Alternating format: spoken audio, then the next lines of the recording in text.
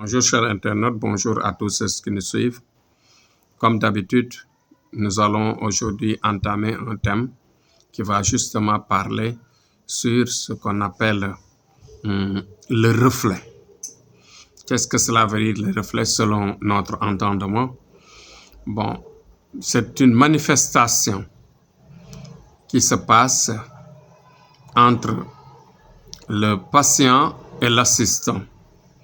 En général, si vous voyez un djinn qui anéantit la vie de quelqu'un dans votre maison et que celui-ci, par exemple, est conduit dans le sens de se saouler tous les jours, ou bien est conduit dans le sens de voler tous les jours les affaires d'autrui, ou bien parfois le djinn peut pousser à la victime de passer tout le temps à faire des viols, du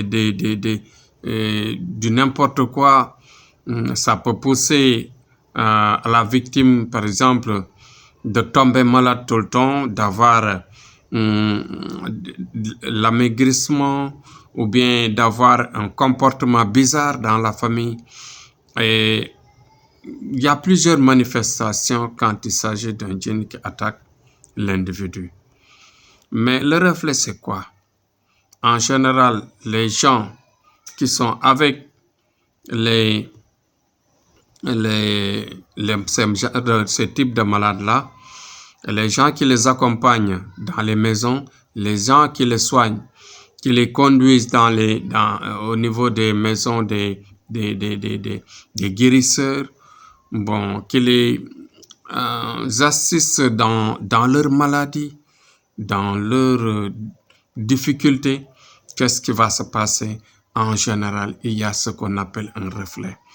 Le djinn, en même temps, en un certain moment, va haïr cet accompagnant-là. Et en agissant contre cet accompagnant-là, le malade et l'accompagnant ne vont pas s'entendre.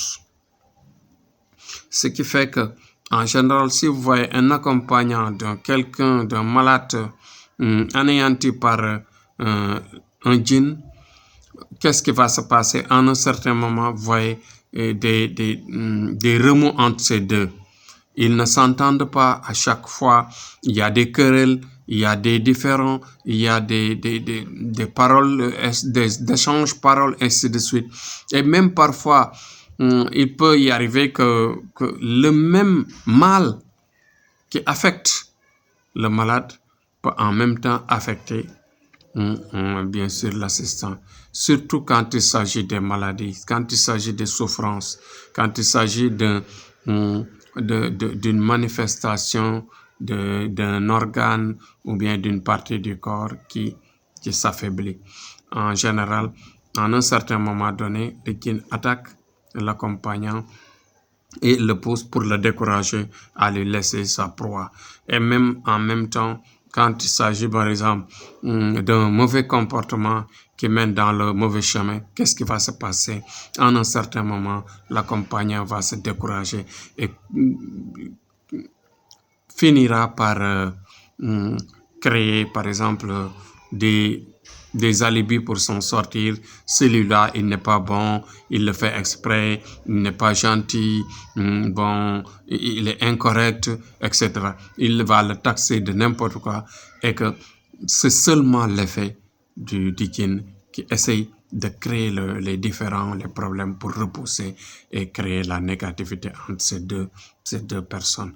C'est-à-dire, en ce moment, il va se créer ce qu'on appelle les ondes négatives qui vont créer énormément de problèmes et que le malade finira par être abandonné à chaque fois.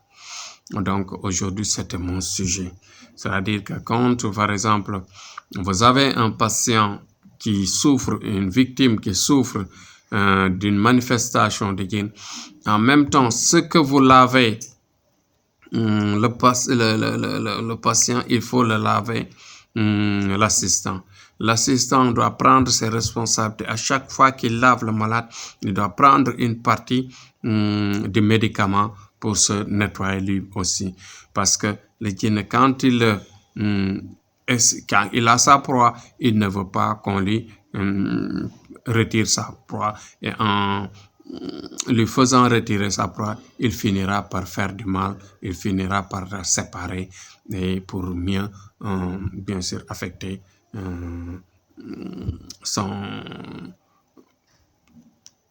sa victime en général, comme on dit, sa victime, effectivement. Donc voilà le sujet du jour. Demain, on va revenir sur un autre sujet.